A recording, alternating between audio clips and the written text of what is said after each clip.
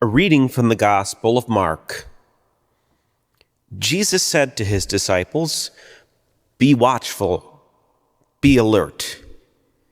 You do not know when the time will come. It is like a man traveling abroad. He leaves home and places his servants in charge, each with his own work, and orders the gatekeeper to be on watch. Watch, therefore. You do not know when the Lord of the house is coming, whether in the evening or at midnight, or at cockcrow or in the morning. May he not come suddenly and find you sleeping. What I say to you, I say to all. Watch." Today's gospel is an example of putting Scripture into a liturgy that has nothing to do with Advent. In actuality, it's a continuation of the apocalyptic or end times passages from the last few weeks. However, in this case, they are using an end times gospel passage in the very first week of the new church year, in this case being the first week of Cycle B. Although you'd have to sympathize with the inspired people who put together all of the readings for the 3-year cycle around 2,000 years ago, taking this gospel passage that fits for the end of the church year and putting it at the beginning of the new church year, while somehow trying to apply it to the beginning of Advent is, in my opinion, a stretch at best. The major point of this gospel passage is, as in prior weeks, you do not know when the Lord is coming, so we need to stay awake, or in the case of this gospel, watch and be ready. For the Catholic Church, it's not so hard to see what point they're trying to make. We need to prepare for Christ's coming. That's the point of the Advent season. It's very penitential, where we focus inward on ourselves as we begin to prepare for the birth of Jesus. This, of course, makes complete sense.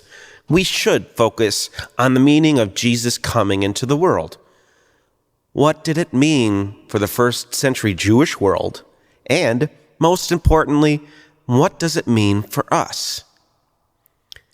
These are questions that are very important in this Advent season.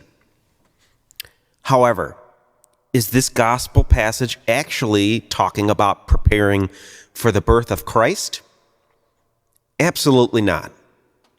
In reality, this passage is talking about the second coming of Christ at the end of days, where the have-nots get all the power, whereas the powerful are put in the place of the have-nots. In other words, this is an instance where we take the gospel passage out of context, but with good reason. For religious scholars, we have a fancy term for taking a gospel out of context with good reason called eisegesis, meaning interpreting a text by reading into it one's own ideas.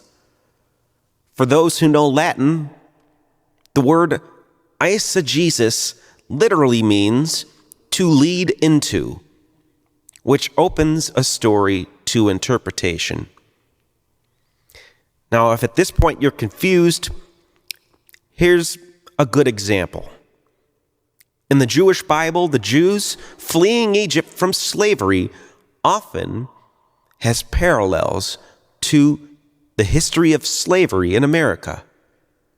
For African Americans, the Jews fleeing Egypt leads them into recalling stories from their ancestors being taken from their countries, shipped and then enslaved in America, as well as their fleeing persecution by means of the Underground Railroad.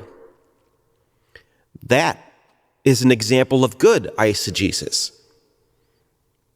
Now, if these same people were to try and say that the story of the Jews fleeing Egypt is actually about slavery in America, that would be an example of bad eisegesis. Applying this to today's gospel, we are using eisegesis to create a parallel of Christ's second coming and the birth of Jesus, his first coming. Can this gospel passage lead us into interpretations of Advent? Absolutely. Is today's gospel actually about Advent and preparing for the birth of Jesus? Absolutely not. If we pull from the sources, aka the first century context where this gospel was written, we can objectively see that today's gospel is about preparing for the second coming of Christ.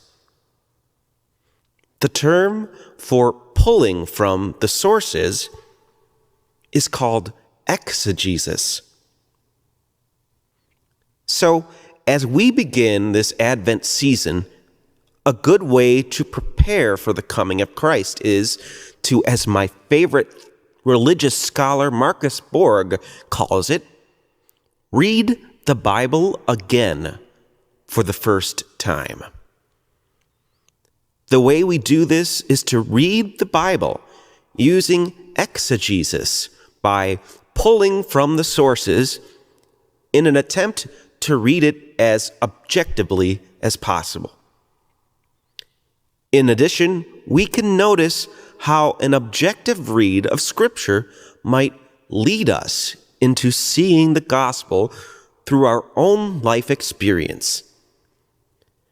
However, we need to know that using this eisegesis is not, nor will it ever be, what the gospel story is really about. The Gospels are not about us and our personal interpretations. They are first and foremost about the community the evangelist was writing for.